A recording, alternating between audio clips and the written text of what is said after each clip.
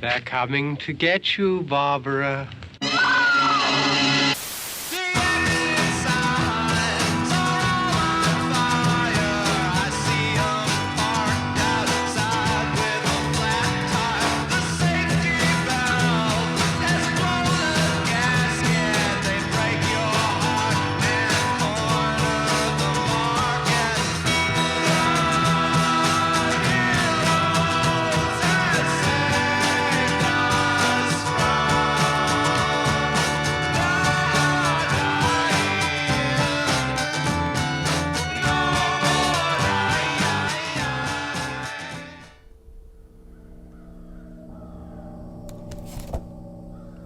Oh, hello Milwaukee, hello the world, hello October, and welcome to the tingling return of Milwaukee Records LiveSCREAM Theater. That's what I was thinking of. Sponsored by the 2020 Milwaukee Film Festival. My name is Matt, and I will be your host for the next three Fridays in October. Welcome. How's everyone doing? Are you hanging in there? Are you barely getting by? Are you just at wit's end? I certainly am. So what better way to combat that than by getting together virtually, of course, and watching some crappy old public domain horror movies. I shouldn't say crappy. Some of them are crappy. Some are pretty good. Some are in that weird in-between area of crappy and not crappy and kind of boring, but we'll get to that.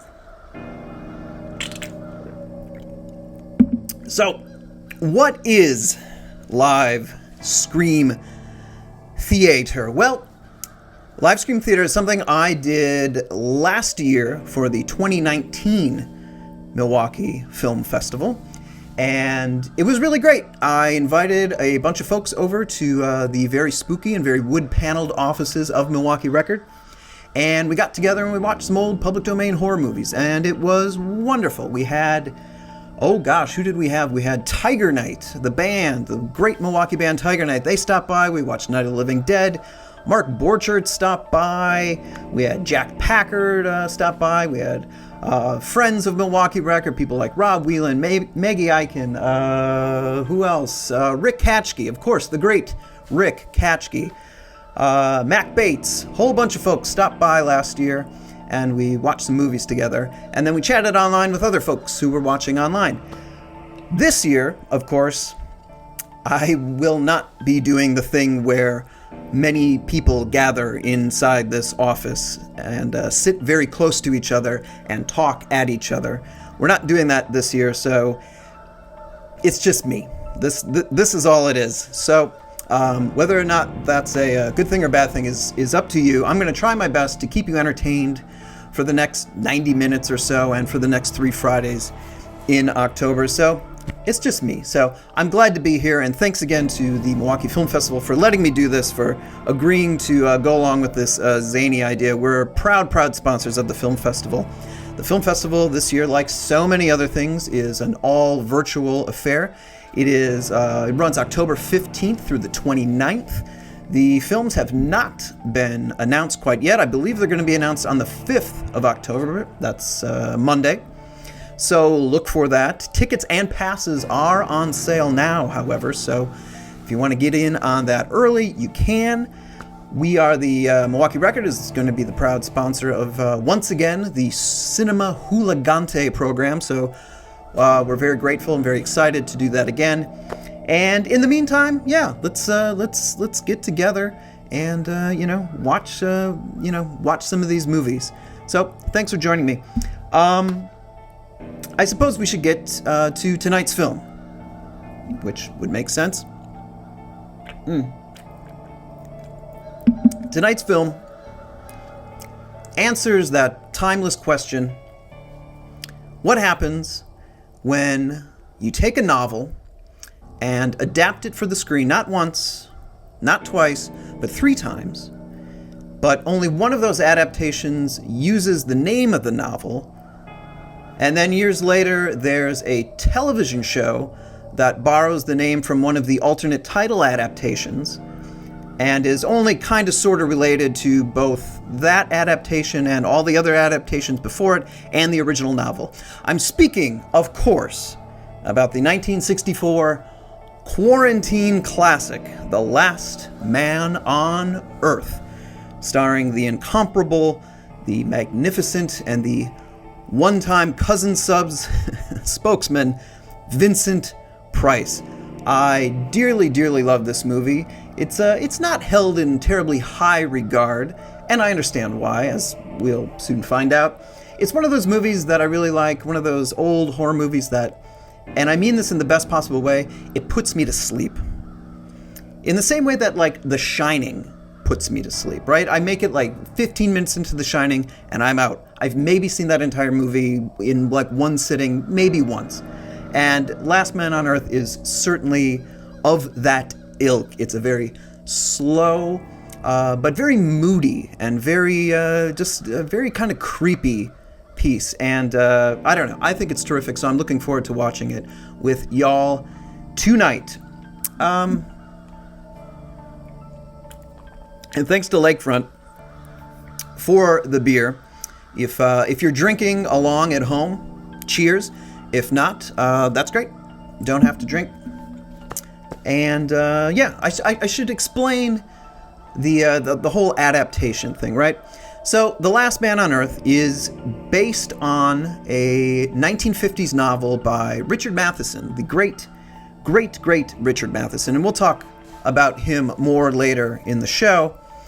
And The Last Man on Earth was the first adaptation of his book, and his book, I should say, was called I Am Legend. That is the original title of the original book.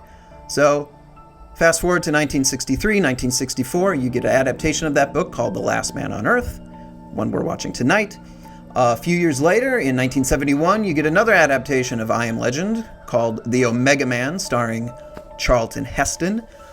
Fast forward many, many years later to 2007-ish, I believe, and you finally get an adaptation of I Am Legend that's actually called I Am Legend, starring, of course, Will Smith. And then don't forget the series, the Fox series, The Last Man on Earth, which obviously borrows its title from the movie we're watching tonight, but isn't really a direct adaptation of anything that comes before it, but is kind of inspired by it and has that same sort of vibe.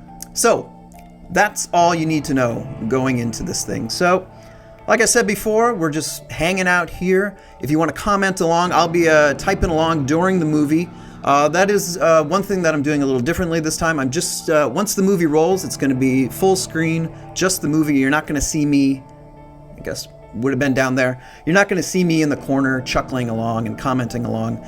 I figure, who needs to see that? No one needs to see that. Let's just watch the movie. But I'll be typing along during the movie. I encourage you to type along here on Facebook, chat. You can do that on Twitter. I'll be doing it on Twitter as well. And let's just have a nice night. It's Friday night. What else are you doing in the middle of a quarantine? You shouldn't be doing anything. You should be at home watching TV. So hopefully you're watching this. And I guess that's all we really need to know. I'll come in every now and then, do some more trivia, do some more information on the film, and a couple other surprises too. So that's that. So once again, thank you to the to Milwaukee Film and the 2020 Milwaukee Film Festival that runs October 15th through the 29th. You can find more information on that at mkefilm.org. And so sit back, grab a drink if you're drinking. If not, just sit back and let's enjoy 1964 Vincent Price, The Last Man on Earth.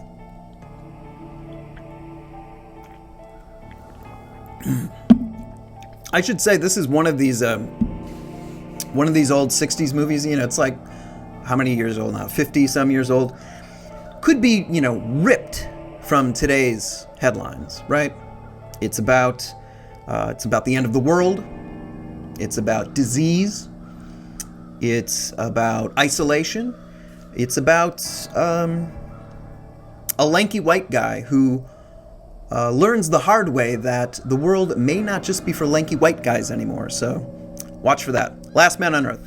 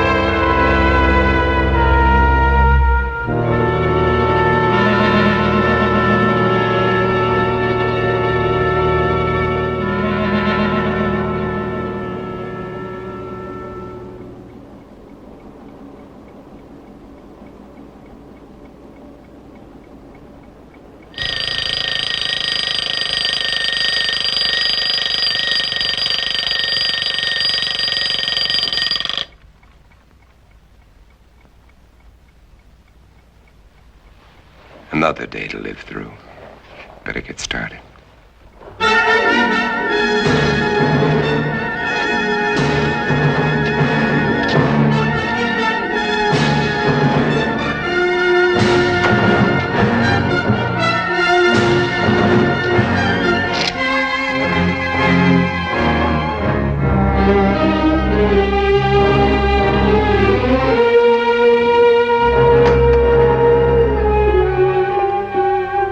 December 1965. Is that all it has been since I inherited the world? Only 3 years. Seems like 100 million.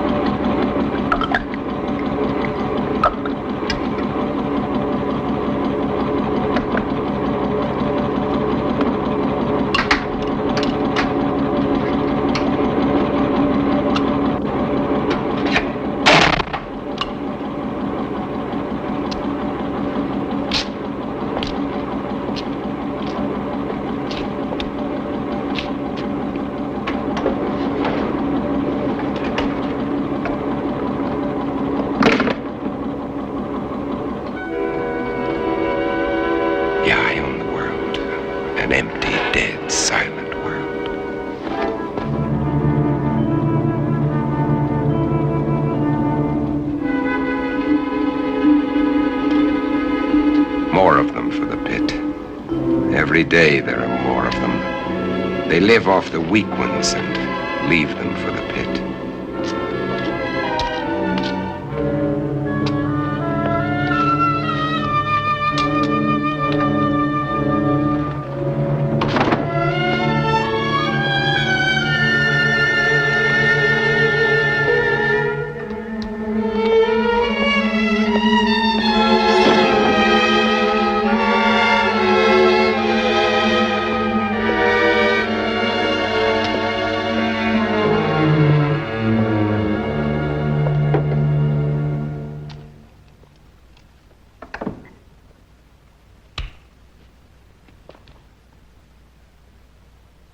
KOKW calling. Come in.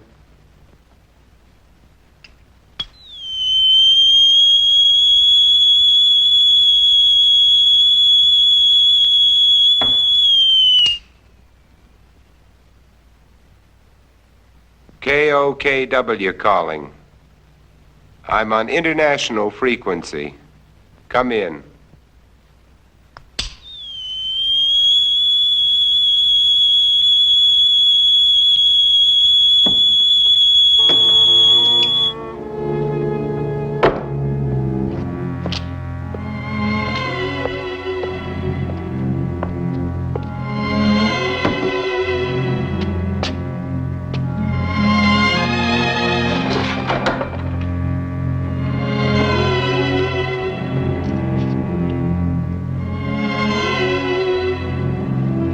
Can't bear to see their image. It repels them. I need more mirrors. And this garlic's lost its pungency.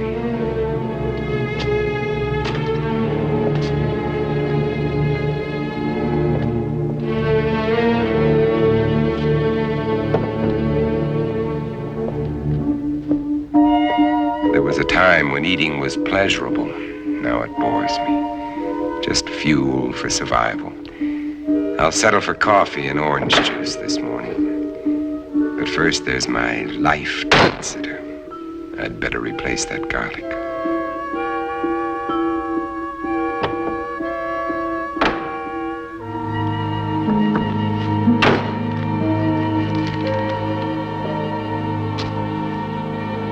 I'll need more, lots more.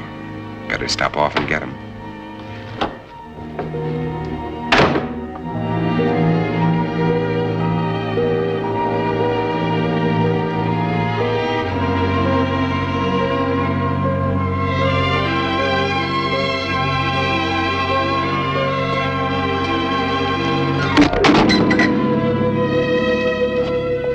I can't afford the luxury of anger.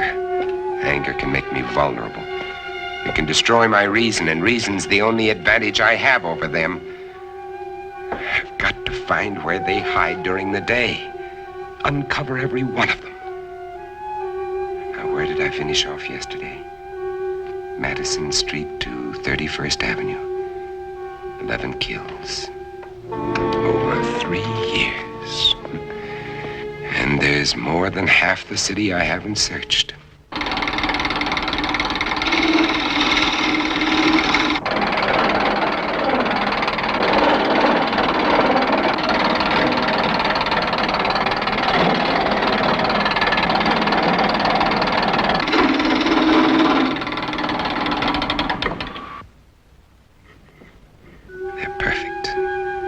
Just wide enough to keep the flesh apart so their body seal can't function. And how many more of these will I have to make before they're all destroyed? They want my blood. If their lives are mine, and I still get squeamish.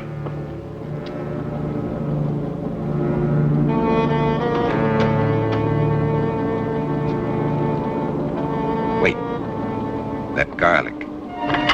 I'd better put it back where it belongs. I can't live a heartbeat away from hell and forget it.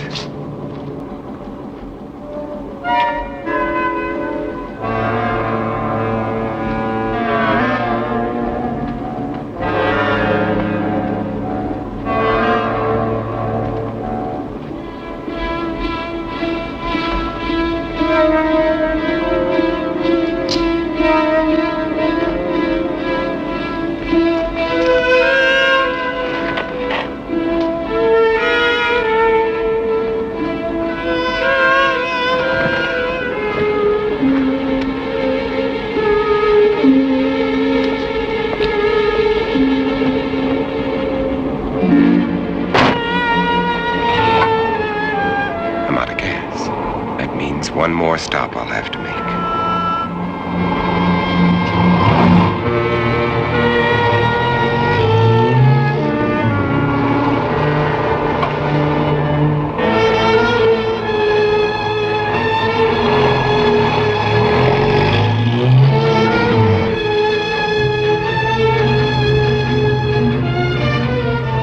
I can get rid of them later.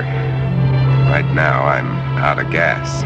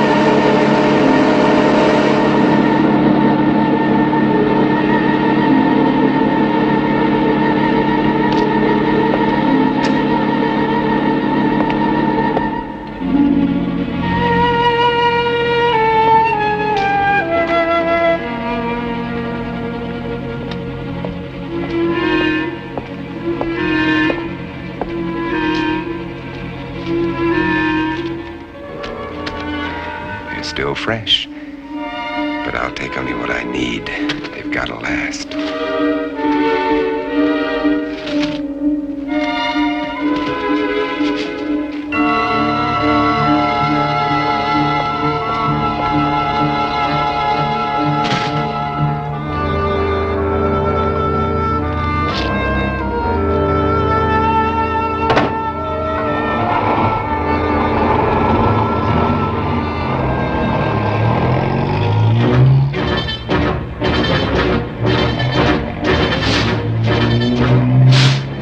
They can wait, too. I've got my life to worry about.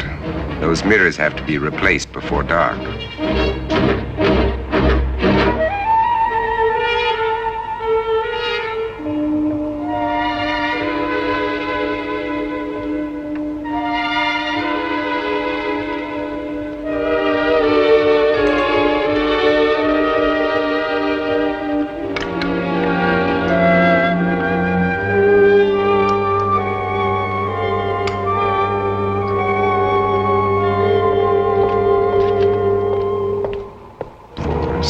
blocks to search. How many of them still exist? How long will I have to keep up this search?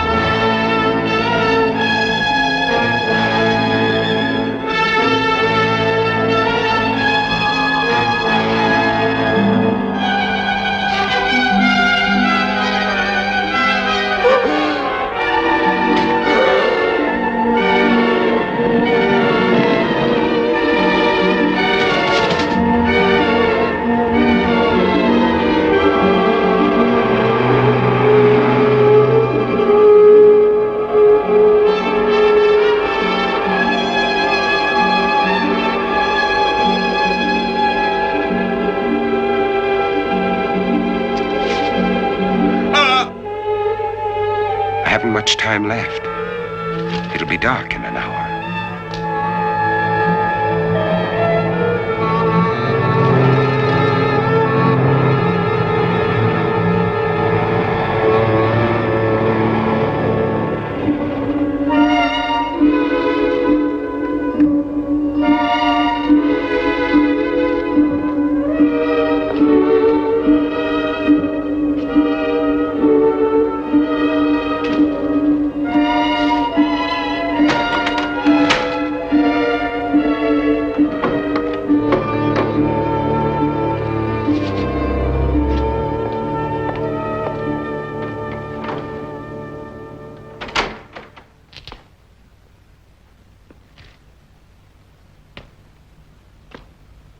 And now, 12 long hours before the sun will rise and drive them back to darkness.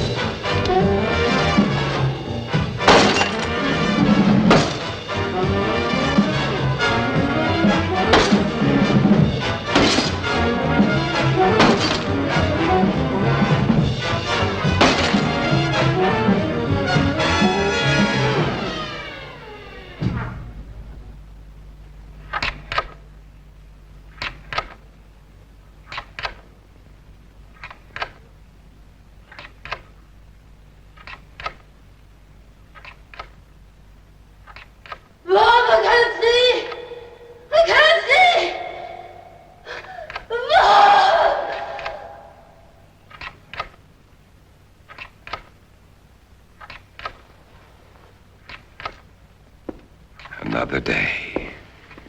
Another day to start all over again. Do you know what I love? I love that montage of Vincent Price driving around town, staking people, and then tossing them into a smoldering pit. I could watch that montage for days and days and days. Welcome back to, well, I guess not welcome back, but welcome back to this portion, the me portion of LiveSCREAM Theater, Milwaukee Records LiveSCREAM Theater. Sponsored by the 2020 Milwaukee Film Festival, running October 15th through the 29th. Find out more about that all-virtual festival at mkefilm.org. And I suppose we should talk about a little bit about the film.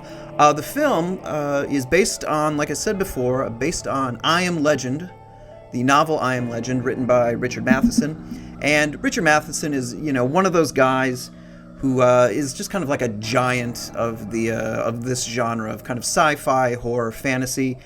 He wrote tons of books, tons of short stories, and tons of screenplays, teleplays. He wrote the Twilight Zone episode, 20,000 Feet, the one with Shatner and the thing on the wing and all that. And he wrote Duel, of course, Duel, based on a story of his. And I believe he wrote the screenplay, too, for the Steven Spielberg adaptation. And, as it relates to Vincent Price, he wrote a lot of the scripts for a lot of those Edgar Allan Poe movies that Vincent Price was in for Roger Corman. And speaking of Vincent Price and this film, Matheson was not a huge fan of The Last Man on Earth. He co-wrote the script for this film, and he took his name off it. He changed his name to a pen name, and that name was Logan Swanson. He just didn't want anything to do with this film. He was very disappointed in it, and he gave some interviews over the years where he kind of talked about that disappointment. One of them says, "I was disappointed in The Last Man on Earth, even though they more or less followed my story. I think Vincent Price, whom I love in every one of his pictures that I wrote, was miscast. I also felt the direction was kind of poor. I just didn't care for it. The Omega Man, meanwhile," Matheson says, "was so removed from my book that it didn't even bother me." In another interview, Richard Matheson says, "They never followed the book. The Last Man on Earth followed most closely, but it was inept. In fact, I put my pen name, Logan Swanson, on it. And that was one part Price was not right for. I mean, they should do it today with, say, George Miller directing it and Harrison Ford playing the lead. It would make a wonderful movie." I think I get it. I get where Matheson's coming from here, but I think Vincent Price is actually pretty terrific in this film. We don't know what his character does quite yet, but I think in the original novel, I Am Legend, the main character is more kind of like a blue-collar working guy. We're going to find out more about Vincent Price's past in a little bit, but he definitely brings a different vibe to this story, and I don't know, Vincent Price is so fantastic in everything, and it's interesting seeing him in a non-villainous role. Well, is it a villainous role or not? We'll find out later, but I think he's fantastic. Price himself had kind of mixed feelings about the film. He, I think, had a little higher regard for it than Matheson did. In an interview, Vincent Price said, "I think it was better than Omega Man, which Charlton Heston did later. It had kind of an amateur quality about it. We worked in a studio that was so cold we had to put ice water in our mouths so you wouldn't see our breath. It should be done as a great spectacular. Just buy a city and empty it out." I love that idea of just buying a city, emptying it out, and let Vincent Price drive around it, staking people, and tossing them into a giant pit. So, let's get back to the film. Thanks for chatting along in the comments. I'll be, like I said, on Facebook comments. I'll be on Twitter, so hop along there and join in. And yeah, let's get back to it. The Last Man on Earth, here on Milwaukee Records LiveSCREAM Theater, brought to you by the 2020 Milwaukee Film Festival. But before that, let's hear some words from some other sponsors. Once upon an evening dreary, while I pondered weak and weary, it occurred to me how nice it would be to have my cousins over for a party. Luckily, I had the presence of mind to visit cousins the day before and order a party sub. It's amazing how many people who can afford to eat anything simply love cousins. Cousins party sub, what a concept. My name's Lenore. I just love having my cousins over for a party.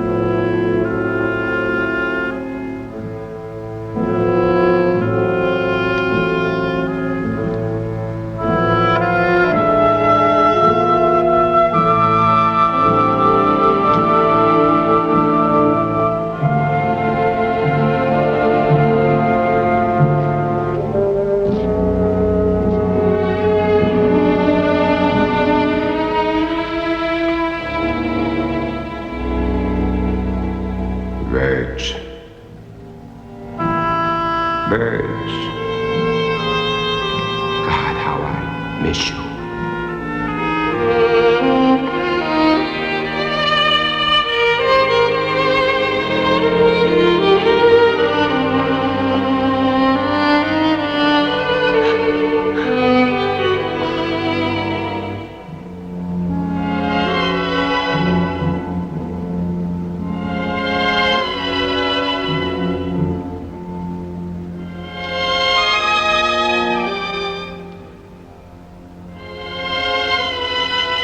The sun's already set. They'll be everywhere.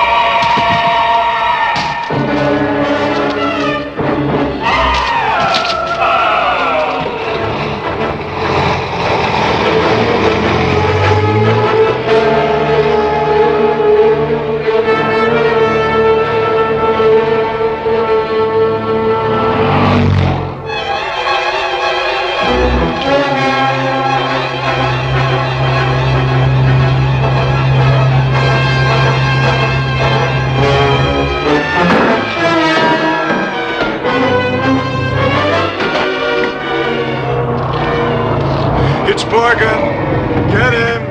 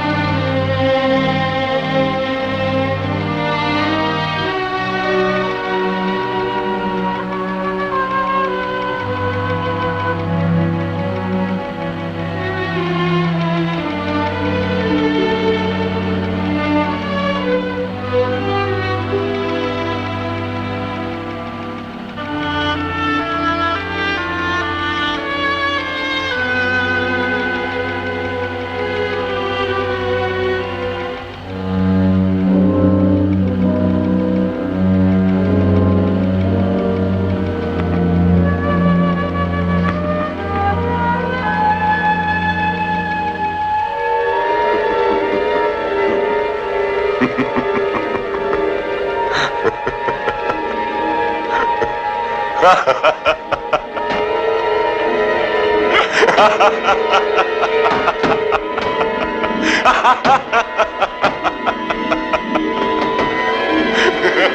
ha!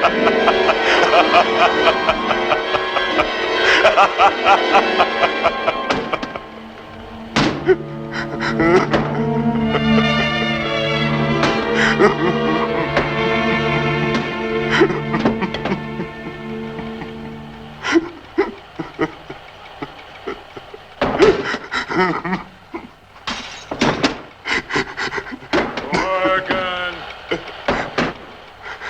Do you hear, Morgan? Morgan. Do you hear, Morgan? 3 years. 3 years.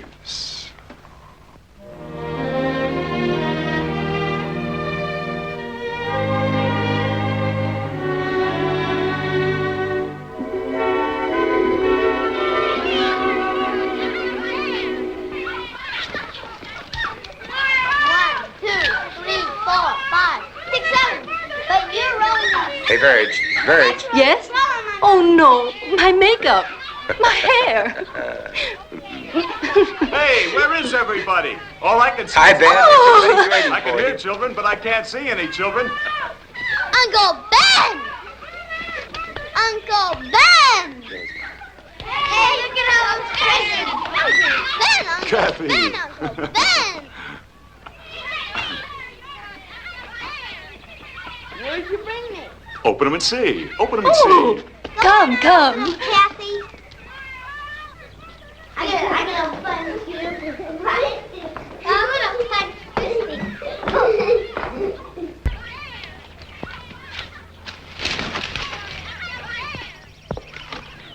Take a look at this.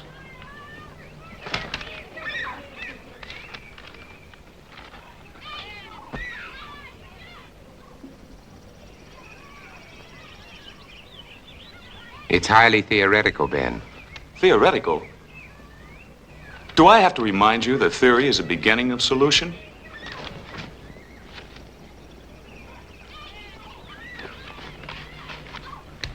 Is Europe's disease carried on the wind? Is it, Ben? Could be. And if it is, It isn't, Verge.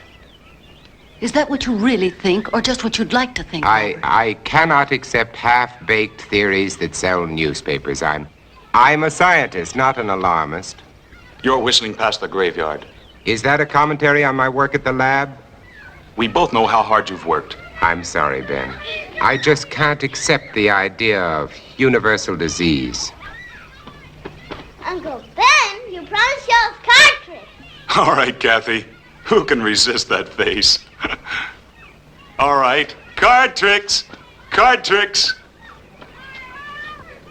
Robert, is it possible this germ or virus could be airborne?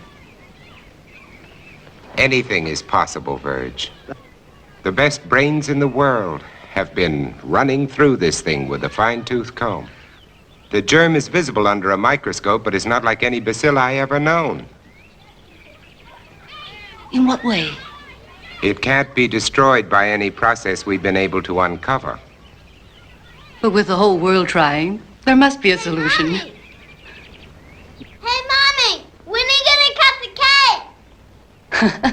Right now, our problem is to cut that cake. Hey, Mommy! Hey, Mommy!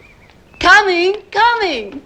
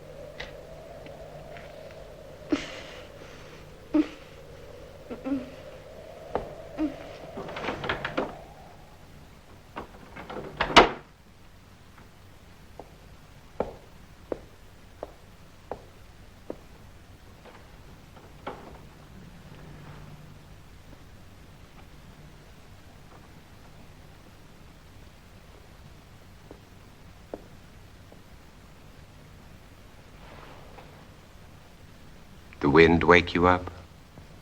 It always does. How do you feel?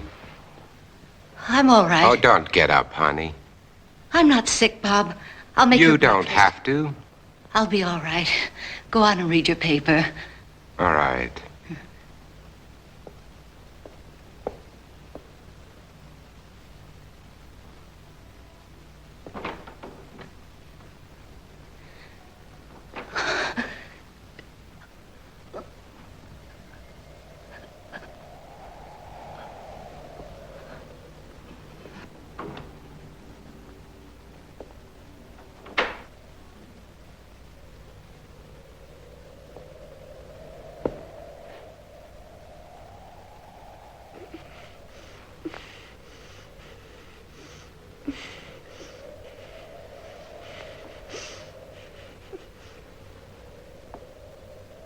Oh, sweetheart, look, if you don't feel well, please go back to bed. I'm just a little tired, that's all. I wish somebody would find a vaccine. It's all we're working on at the lab, Virg. Maybe you better not send her to school today. All right. You think you should go to work? I have to. Oh, Bob. Bob. I'm so frightened. Everything's gonna be all right, sweetheart.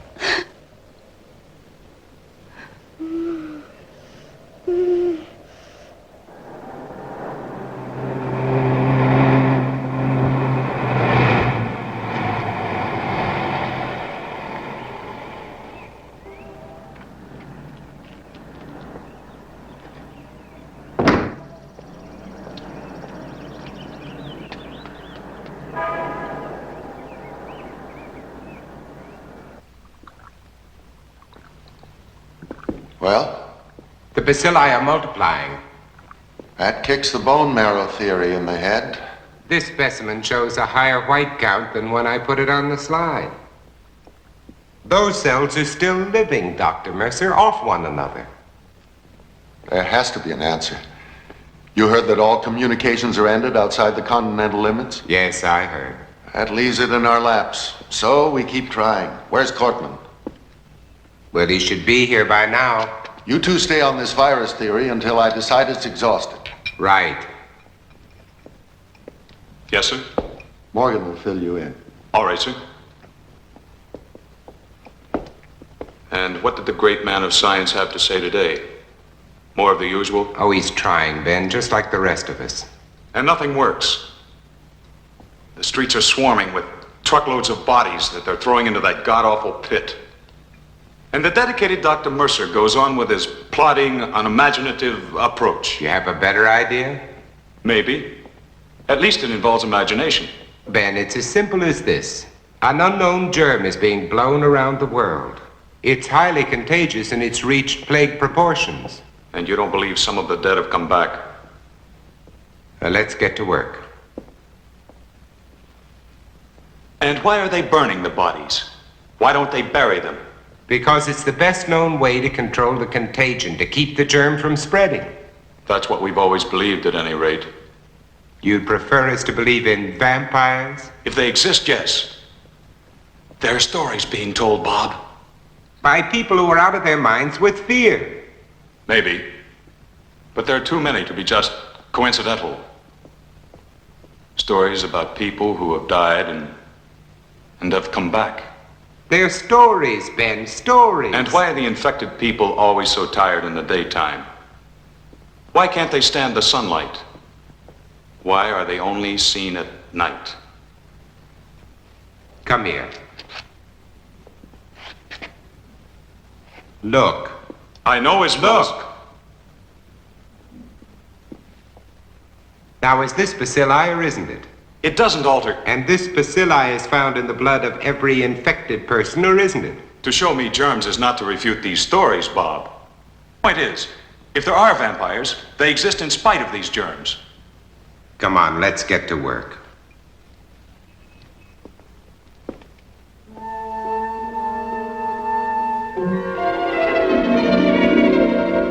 And until further notice, this station will continue its around-the-clock coverage of this national disaster.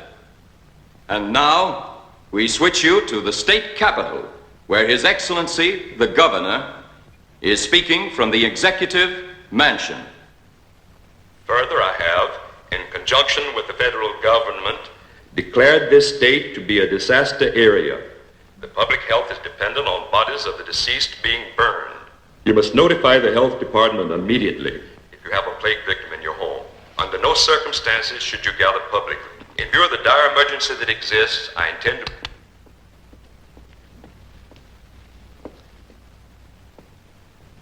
Anything new? Huh? No, nothing new.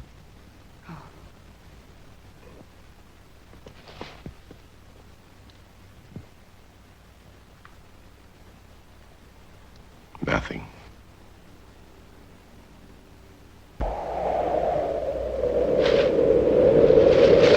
Mommy, where are you? Mommy, I can't see. Mommy. I'm going to call the doctor. I said no. Virg, there's nothing they can do. We can't just let her lie there. Well, this way she has a chance. If you call a doctor, he'll report it. Do you want that?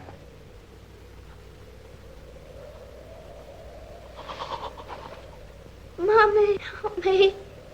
Mommy. Mommy, please help me. Mommy, help me. How can you be so sure she... Blindness is one of the symptoms. You're not to call a doctor under any circumstances. No one is to come into this house. Now remember that. Mommy. Mommy. Mommy, where are you?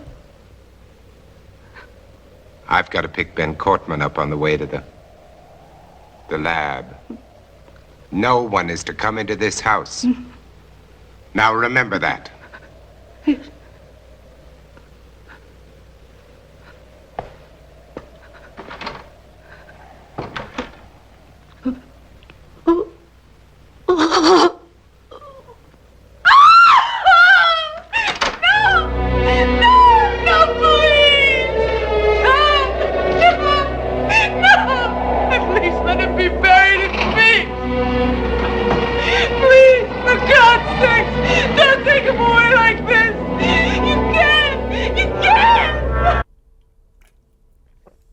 Well, are you having fun yet?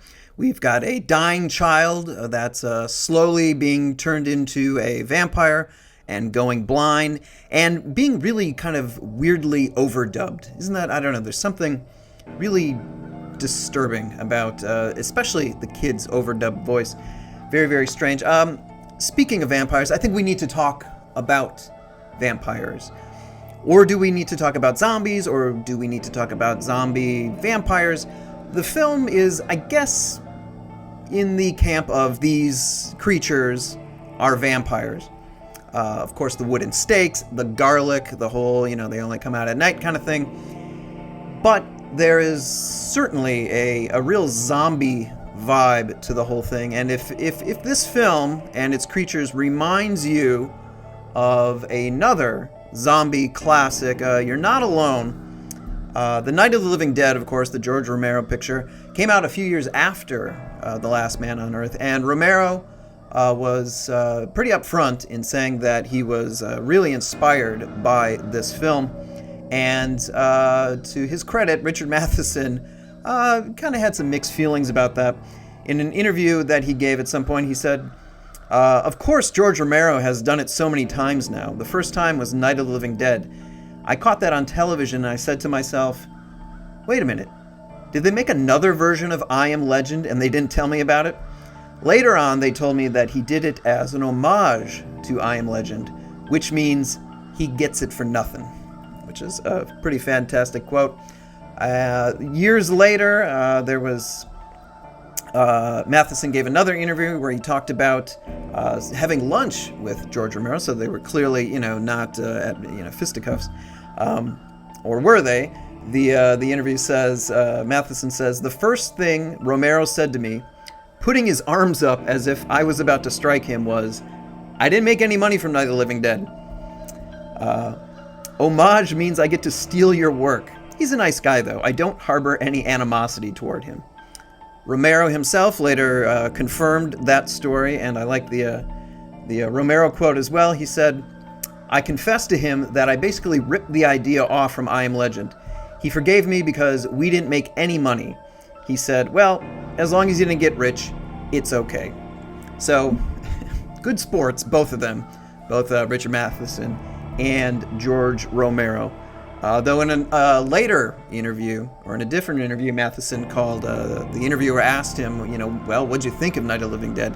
And he described it as kind of cornball.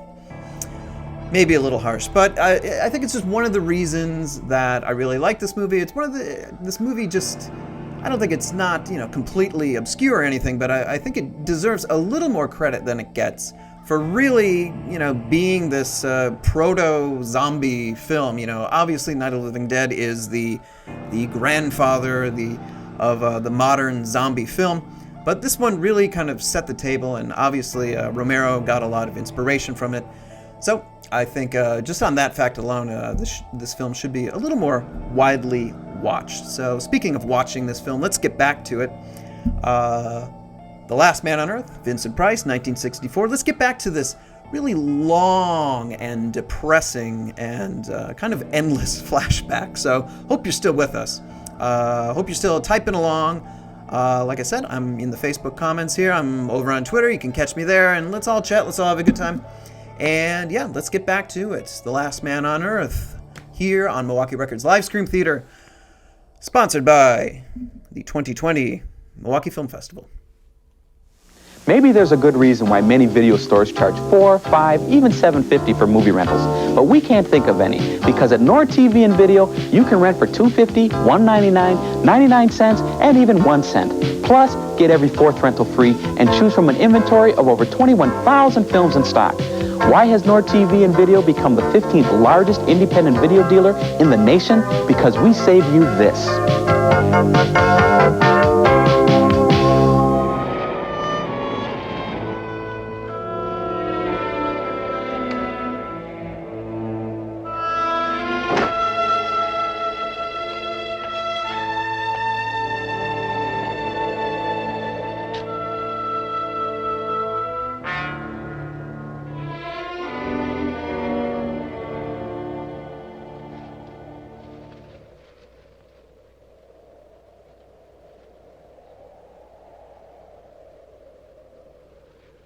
Who's there?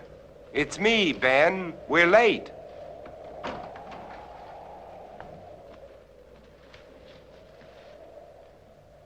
Ben, what's the matter with you? Nothing, and I'm going to keep it that way. Ben, look, let's talk about this. There's nothing to talk about. You think I'm out of my mind. You laughed at me and my theory. You might be one of them. Ben, look, you're ill. You ought to see a doctor. No doctors. You take care of your life, I'll take care of mine. Now get away from here. You understand? Get away from here!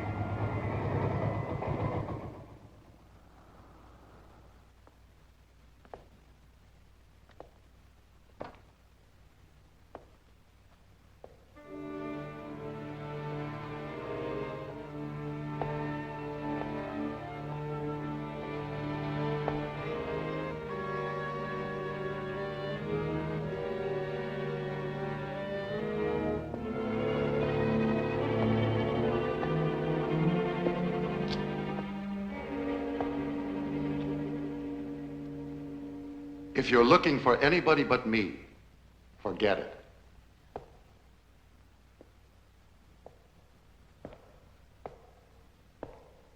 Are they all gone? That's right.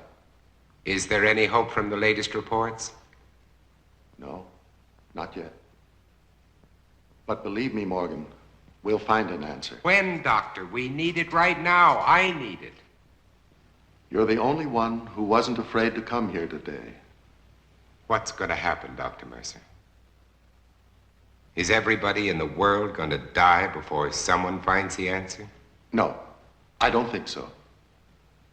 I don't deny there's some strange evolutionary process going on, but mankind won't be destroyed. The fact that you and I are working here today is evidence of that.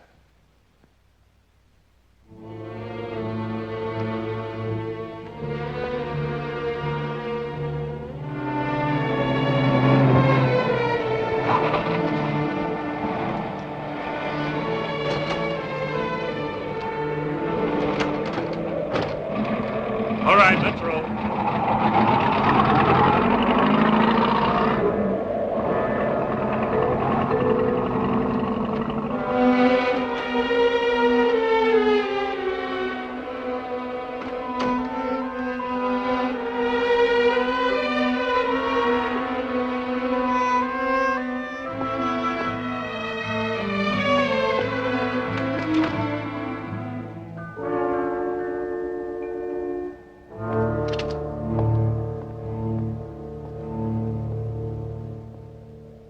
When? When? I called a doctor. I had to. I told you not to call anyone. Mom, she was blind. She couldn't see. She kept reaching out her hands, groping for me. And then, all of a sudden, she was gone. And they came in. I tried to stop them. They took her. I saw a truck out there. Was that it? Was it? I'm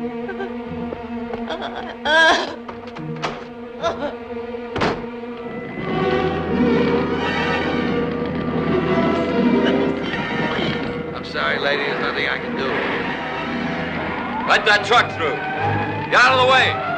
Get back, folks. Nobody's allowed out there. Please, all of you, get behind those lines. Look sharp there. Move. Move along. Make way for that truck. Make way. Hey, you, mister! Come back! Come back!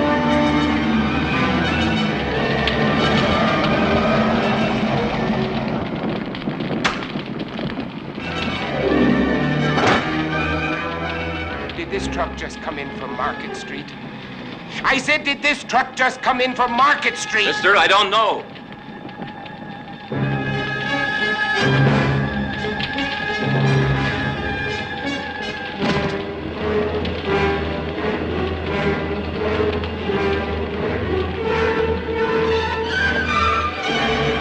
Hey, you don't belong in here. Get out.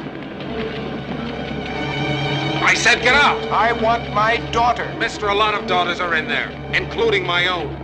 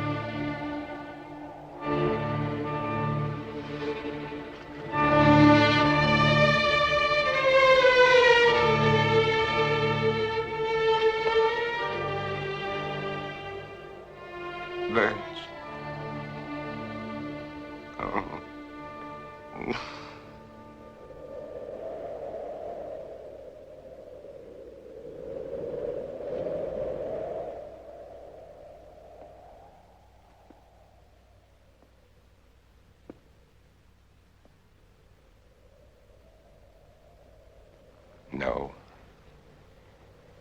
I won't let them put you there, Virg.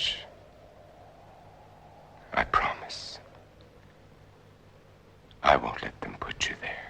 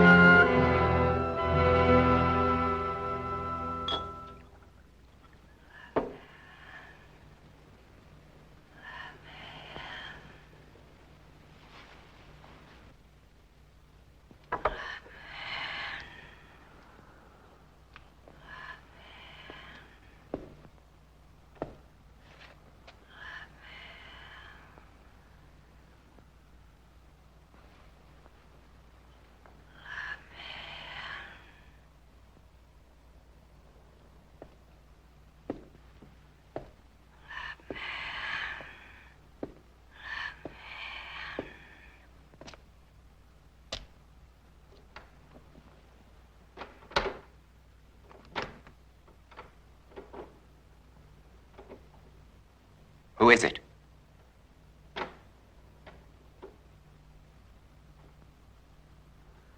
Who's there?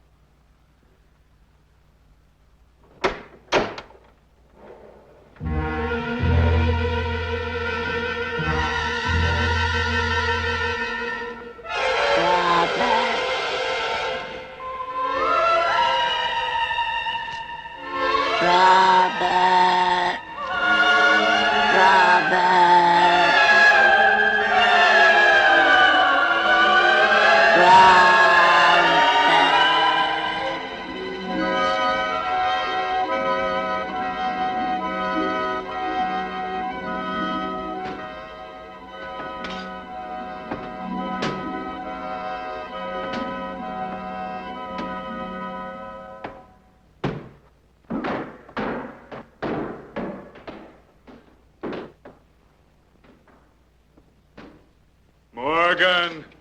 We're going to kill you, Morgan! Morgan! You hear? Morgan! Morgan! Do you hear, Morgan? Morgan! Do you hear, Morgan?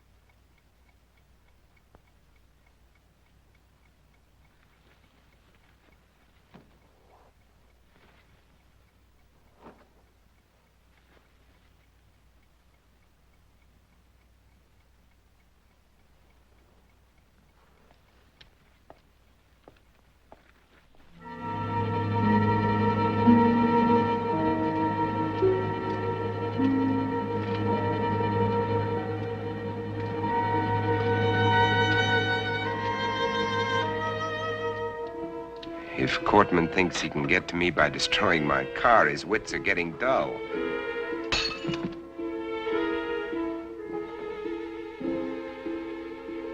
This convertible would be nice. Probably handles well. But I can't think of comfort. There was a time when I shopped for a car. Now I'm looking for a hearse. This station wagon will have to do.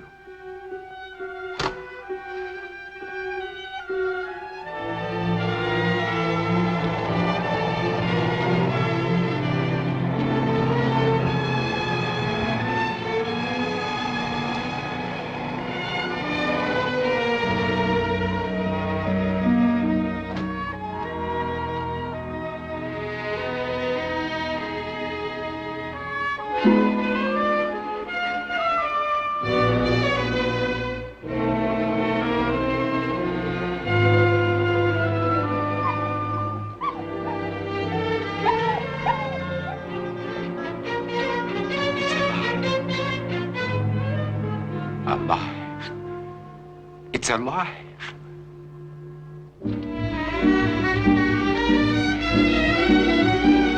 Wait! Don't run away! Come back here! Don't run away!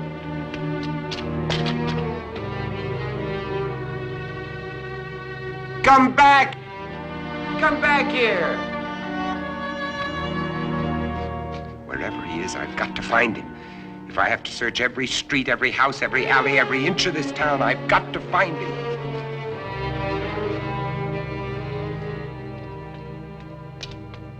Come back! Hey, boy, where are you?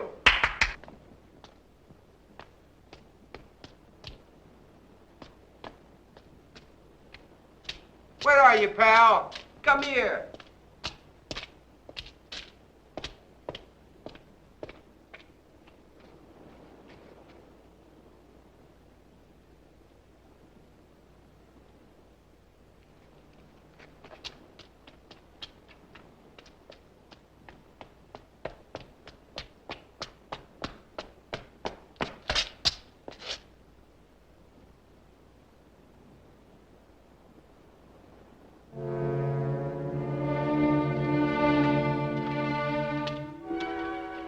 They're dead.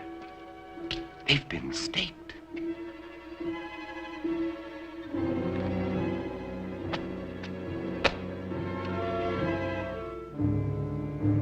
But these are made of iron. That wood, like mine. Someone else is alive in this world. But where are they? Where are they hiding?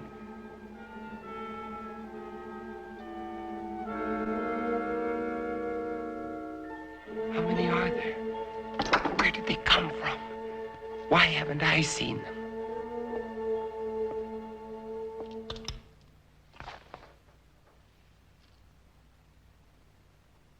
This is Robert Morgan.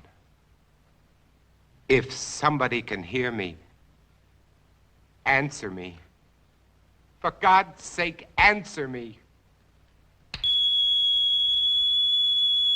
This is KOKW calling. KOKW calling. Answer me.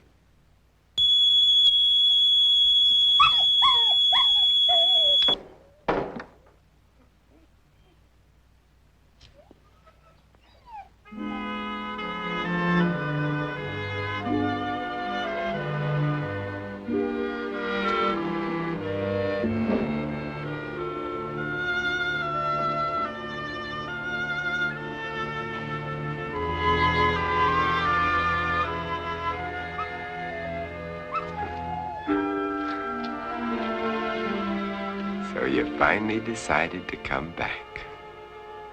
It's all right, boy. Good boy. Oh,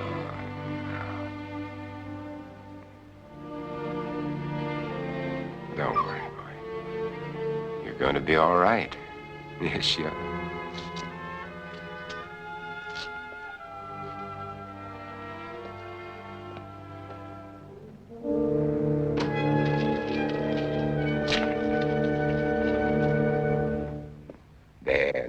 Got you all cleaned up, You're gonna feel better.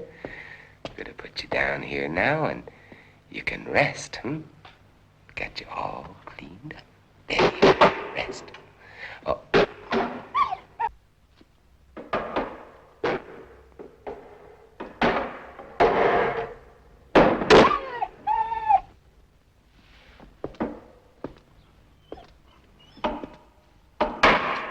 You know they're out there, don't you? You poor, driven thing.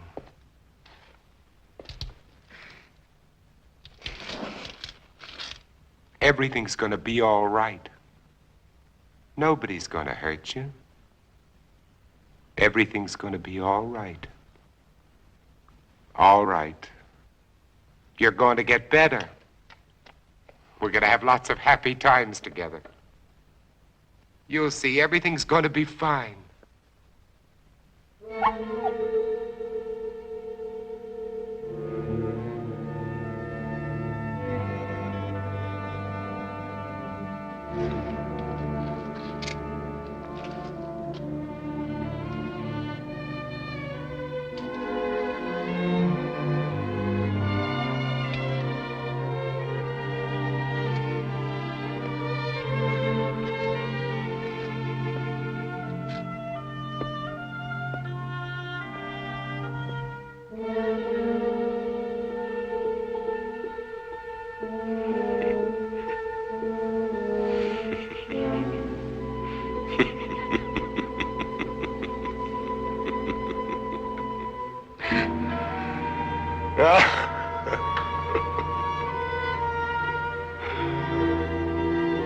What's the use?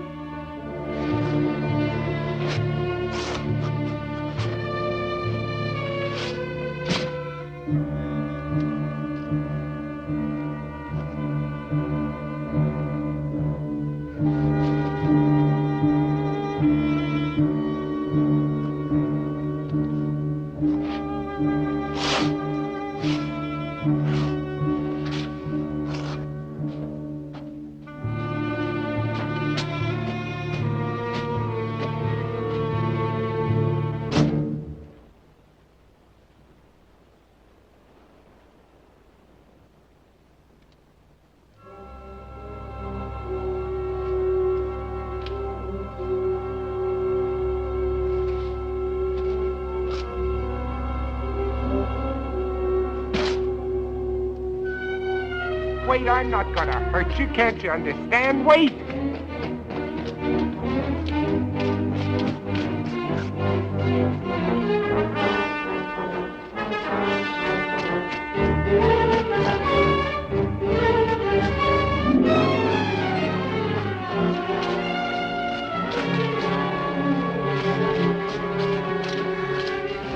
Wait!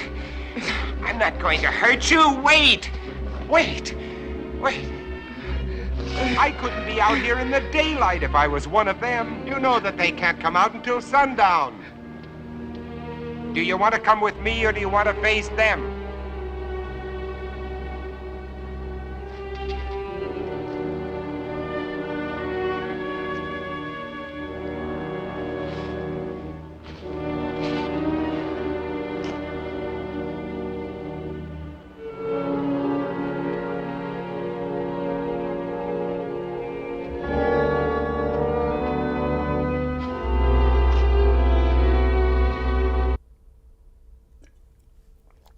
Man, dead kids, dead wives, dead dogs. I hope you are having as much fun as I am. Welcome back to the me portion of Milwaukee Records LiveSCREAM Theater, brought to you by the 2020 Milwaukee Film Festival, running October 15th through the 29th. Find out more about the all-virtual festival this year at mkefilm.org.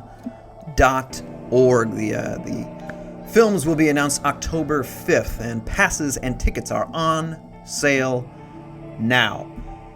What else to say? This is, if you haven't been tipped off already, this film was not shot in America. It was not shot in Canada. It was shot in Italy, it was shot in Rome, and most of the actors, other than Price, are Italian, and most of their voices here are dubbed. And the mysterious woman that we just met and that we're going to find out much, much more about in a little bit, she's played by Italian actress, and I'm going to butcher all these names, so I apologize. She's played by an Italian actress named Franca Bettoia, and her dubbed voice, which we will hear, is provided by an American voice actress who was based in Rome at the time. Her name was Carolyn D. Fonseca. And perhaps that voice may sound a little familiar. Carolyn de Fonseca, again, I'm sorry, I'm just butchering these names. This was kind of her gig at the time. She dubbed hundreds, it seems, of Italian films. And she provided the voice for some pretty high-profile films, including a lot of Dario Argento films. And specifically, she provided the voice of Argento's wife at the time, Daria Nicolodi. Is that how you pronounce it? I'm sorry again, just butchering these. She provided her characters' voices in both Deep Red, the great Deep Red, and Phenomena. And she also provided other voices for other Argento films like Inferno and Suspiria, of course. Suspiria, the great Suspiria. So this was just kind of her gig, and it's, once you kind of make that connection and then go back and watch Deep Red, and I really suggest that you do go back and watch Deep Red. Sadly, we can't show, quality films like that here on LiveSCREAM Theater. The public domain aspect of this show is very, very, very important. But, so let's find out more about the mysterious woman that we just met and find out the fate of Vincent Price and his character in the thrilling and pretty brutal conclusion of The Last Man on Earth here on LiveSCREAM Theater. Thanks for chatting along. Thanks for hanging out. And check out the Milwaukee Film Festival. That is coming October 15th through the 29th. Find out more at mkefilm.org. But first, some words from our other sponsors. You can own one of these $1,200 sofas for $599 now at Gordon Furniture. Gordon bought a truckload of these custom-made sofas with features like never sag coil spring cushions with a 10-year warranty, deluxe outline quilting on seat and back cushion, and metal casters, plus lifetime warranty on springs and frame construction. Quality custom-built sofas like these really do sell for $1,200, but now, while the truckload lasts, they're only $499 to $799 at Gordon Furniture. Gordon. Where quality furniture costs less. 67th and Forest Home.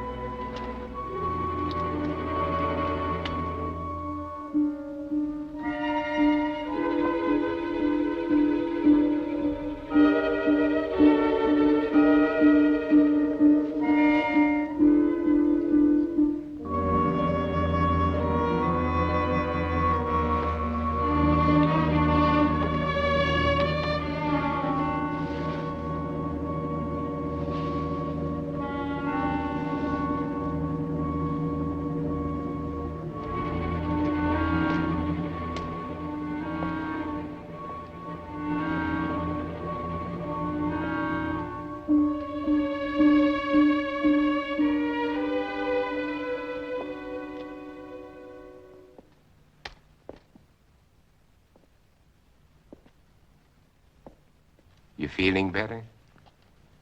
Yes, Would you like a cup of coffee? thank you.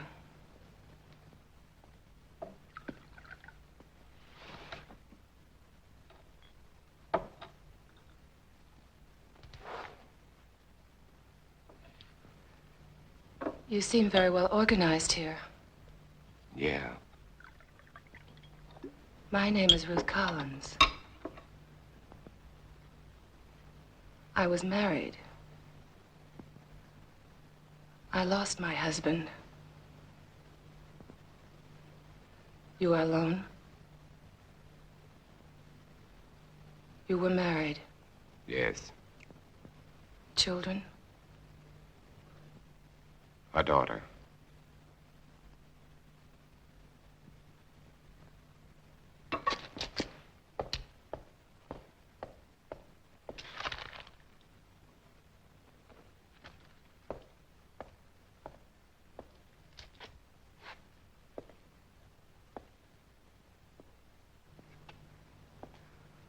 What are you doing?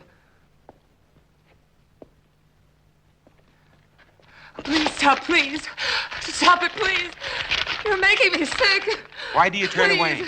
Please. Why do you turn away?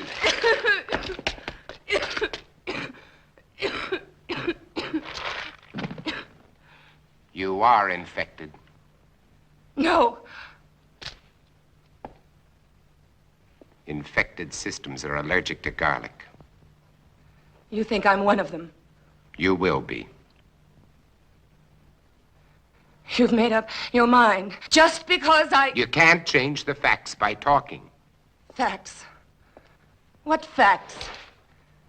That I got sick? I've had a sensitive stomach all my life.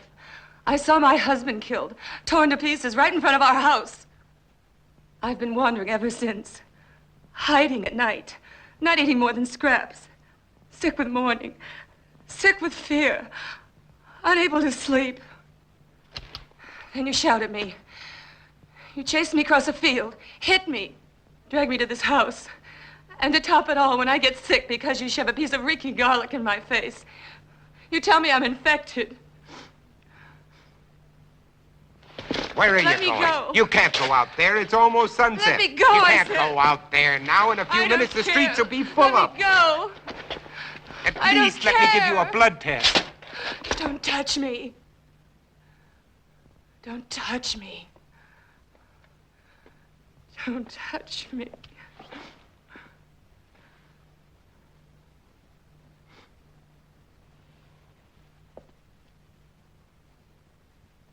You must be hungry. I'll fix you some dinner.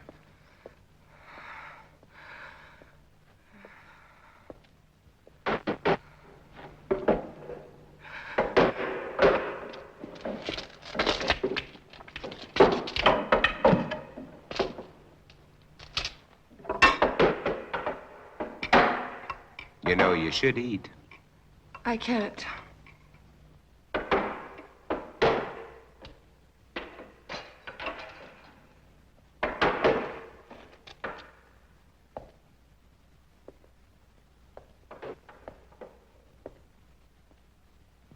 You seem used to them. Oh, as much as anybody could be.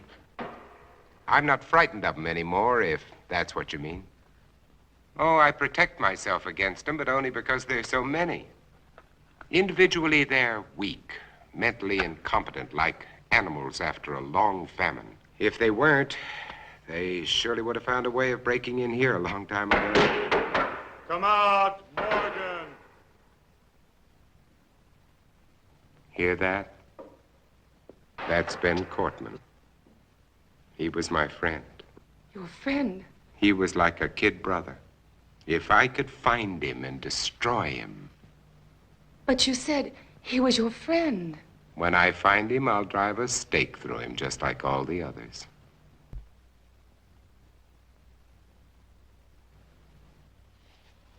But you lived through all this. Do you know why? Perhaps I was chosen. That's a laugh. Or perhaps it's because a long time ago when I worked in Panama, I was bitten in my sleep by a bat. My theory is that the bat had previously acquired the vampire germ. By the time it entered my blood, it had been strained and weakened by the bat system. As a result, I have immunity. Well, it's only a guess, but it's all I have to go on. You don't think that I'm immune, do you? It's a simple matter to find out whether you are or not.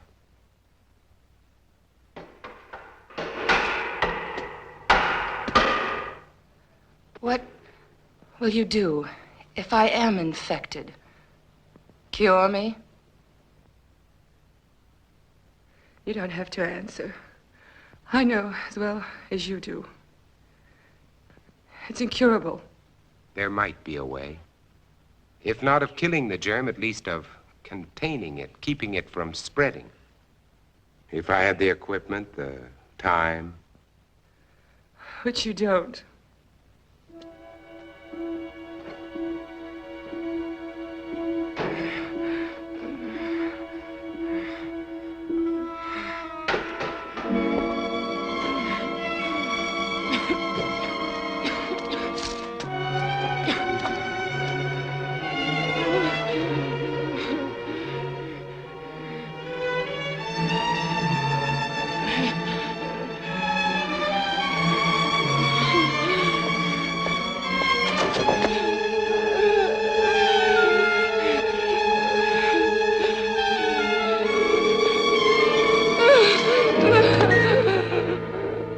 are one of them. I was. And without that injection, I'll be one again. What do you mean? You found a solution? That's right. Exactly as you said it could be. I take that for it. What is it? Defibrinated blood plus vaccine. The blood feeds the germ. The vaccine keeps it isolated and prevents it from multiplying. We've had it for some time now. We? There are quite a number of us. And I thought you were alone. I was going to cure you. Does that amuse you? No. Now, I want the truth. I want all of it. Why are you here? To find out if you know any more than we do. You know far less. We're alive. Infected, yes, but alive. We're going to reorganize society. Do away with all those wretched creatures who are neither alive nor dead. Start everything all over again. And you want me to join? You can't join us. You're a monster to them. Why do you think I ran when I saw you? Even though I was assigned to spy on you. Because I was so terrified of what I'd heard about you. You're a legend in the city, moving by day instead of night. Leaving as evidence of your existence bloodless corpses. Many of the people you destroyed were still alive. Many of them were loved ones of the people in my group. I didn't know. Is there any way you can get out of here? What do you mean? They're coming after you tonight.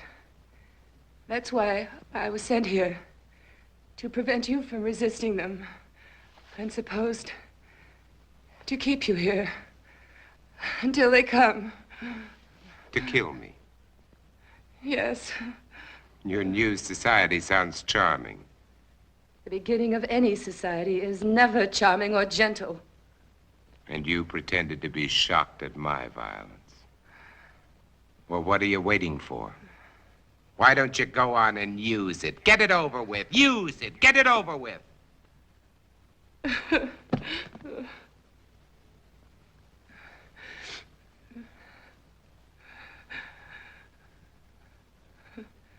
Now you know. What are you going to do?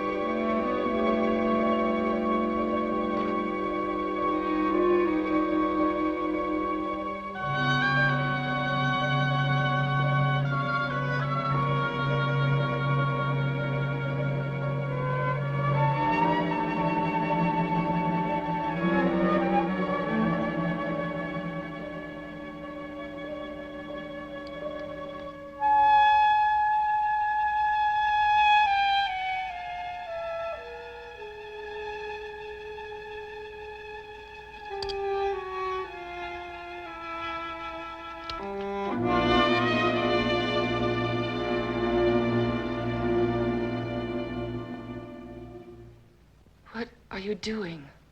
It's already done. What?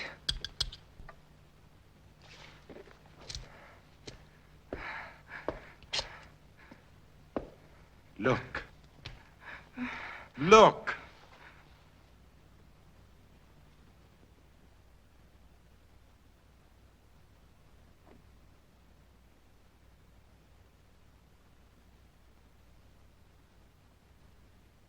You see? It worked, Ruth. The antibodies in my blood worked. My blood has saved you, Ruth.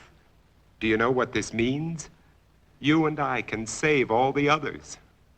We won't be alone. We'll never be alone again. You are sure?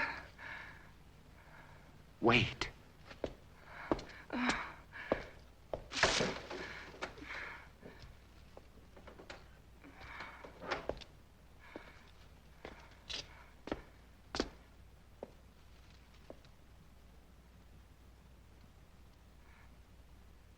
Don't be afraid.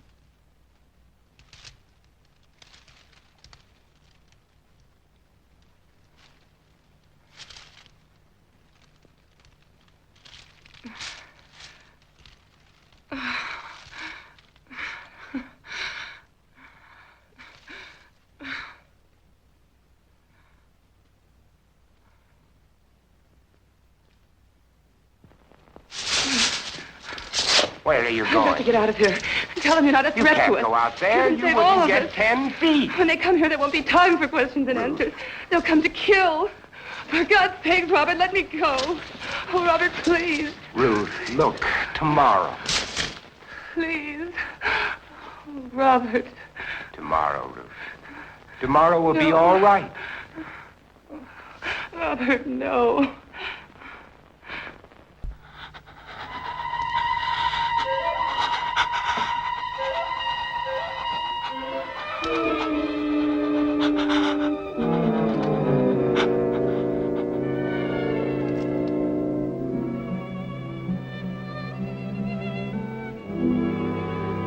Robert. Yes, Ruth. What if this doesn't last? But it will. I've already checked it under the microscope. Wait, I'll show you. I'll prove it to you. I'll check it again.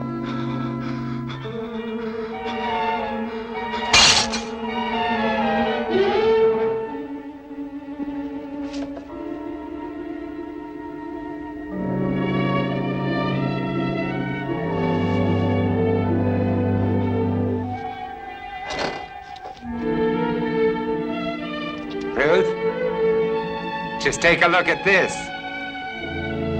This'll prove it to you. Ruth, there's no change. I've double-checked. Robert! Ruth. Ruth! Robert! Ruth, get away from her! Ruth, are you all right? Are you all right?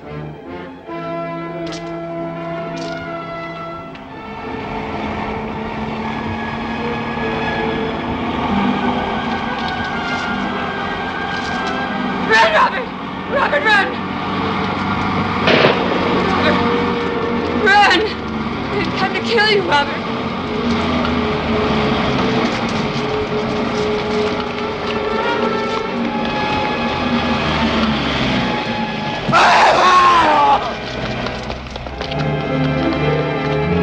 Run!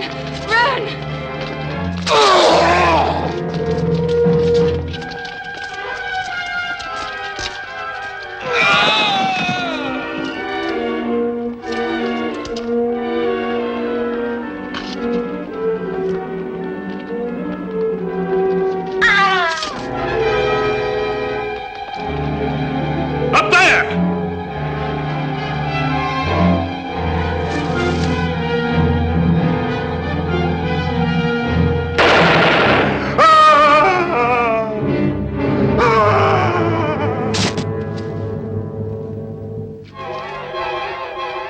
There he is. Wait!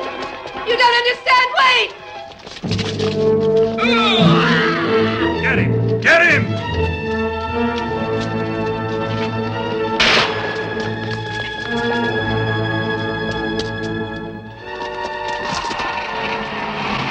Wait!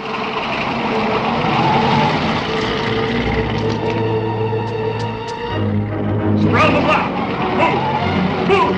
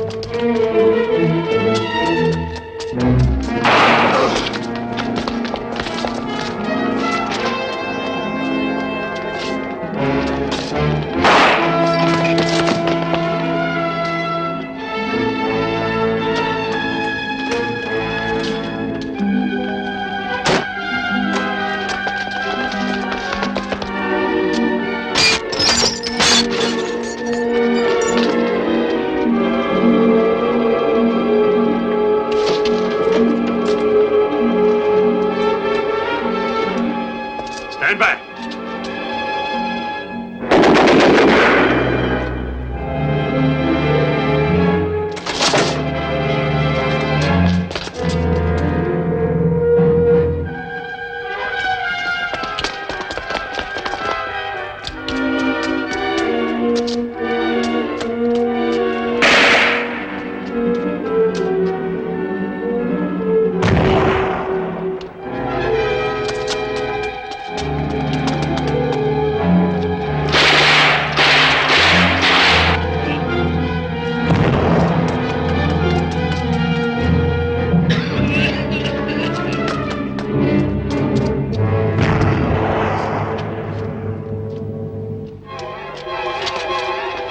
There he is, in the church.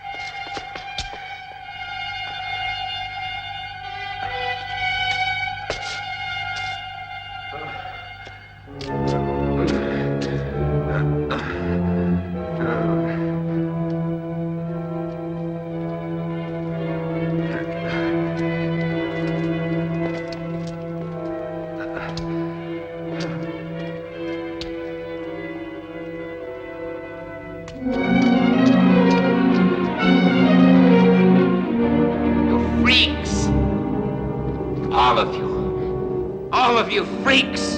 Mutations!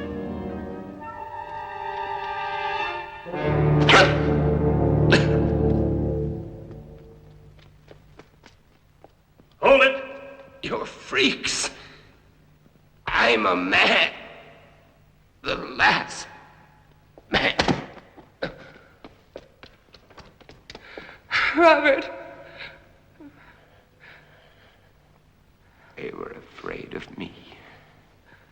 They were afraid of me. They were afraid of me. I didn't know.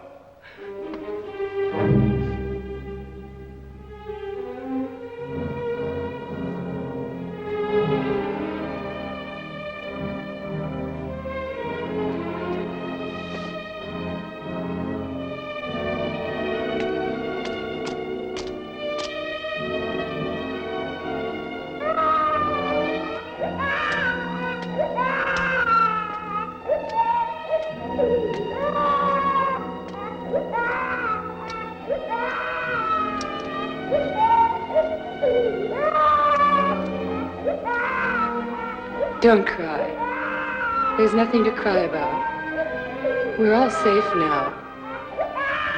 All safe.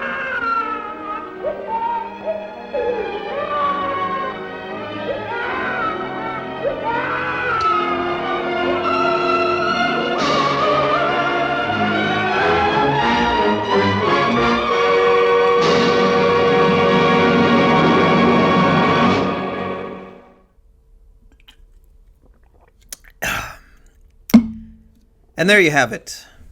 The Last Man on Earth, 1964. Vincent Price. What a downer of an ending, I think is safe to say.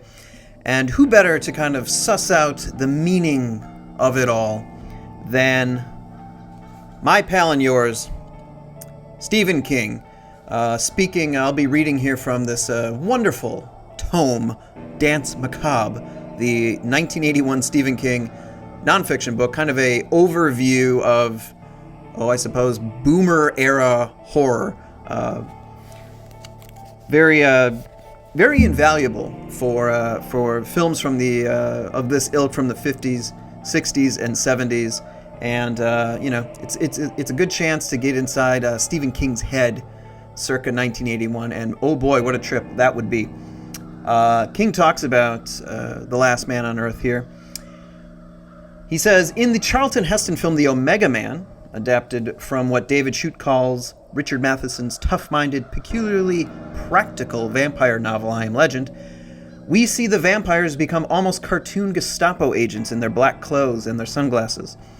Ironically, an earlier film of that same novel, The Last Man on Earth, starring Vincent Price in a rare non-villain role as Matheson's Robert Neville, proposes a political idea which raises a different sort of horror.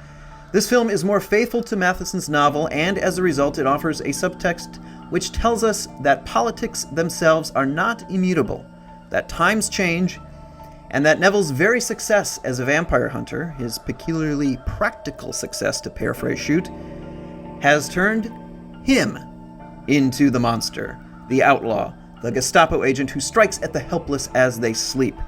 For a nation whose political nightmares perhaps still include visions of Kent State, again, kind of an outdated book, this is a particularly apt idea. The Last Man on Earth is perhaps an example of the ultimate political horror film, because it offers us the Walt Kelly thesis, we have met the enemy, and the enemy is us. Thank you, Stephen King, for that, and couldn't have said it better myself. So, that wraps up week 1 of LiveSCREAM Theater here at Milwaukee Records, sponsored by the 2020 Milwaukee Film Festival. That runs October 15th through the 29th online. Tickets and passes are available now. Films will be announced on the 5th of October. It's an all-virtual fest. Please check it out. I'm really, really looking forward to it. And I will be here for the next 3 Fridays at 9 p.m., watching more public domain horror movies. Haven't decided which ones yet. I have kind of an idea. So I may shuffle some things around, whatever. We'll see. But they will all be, I want to say quality, but they'll be okay. So it's the community that we're creating. That's what counts, right? So hope you had a good time. Happy October, everyone. It's a wonderful time of the year. Just absolutely love this time of year. I love just, kind of watching movies at night on a cold, crisp October Friday night. That's great. So I will see you soon. And don't forget to register, vote, and then vote. Bye-bye.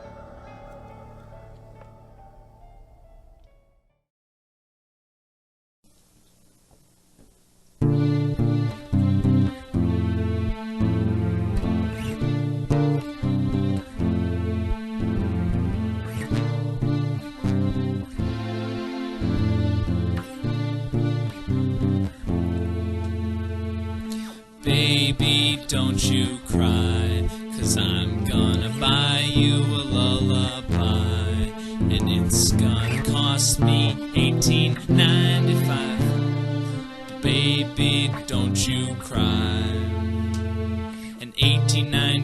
seems insane for something I could get from the public domain.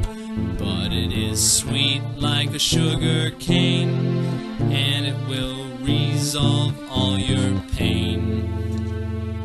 Baby, don't you cry, 'cause I'm gonna buy you a lullaby, and it's gonna cost me $18.95. So baby, don't you cry. This lullaby is so nice, warm like a bowl of rice, so much joy that it'll entice. The only problem is that price. Baby, don't you cry, 'cause I'm gonna buy you a lullaby, and it's gonna cost me $18.95. So baby, don't you cry. Its words will wipe your tears, eliminate all your fears. You better use it throughout the years, with a cost unlike its peers. Baby, don't you cry, 'cause I'm gonna buy you a lullaby, and it's gonna cost me $18.95. So baby, don't you cry.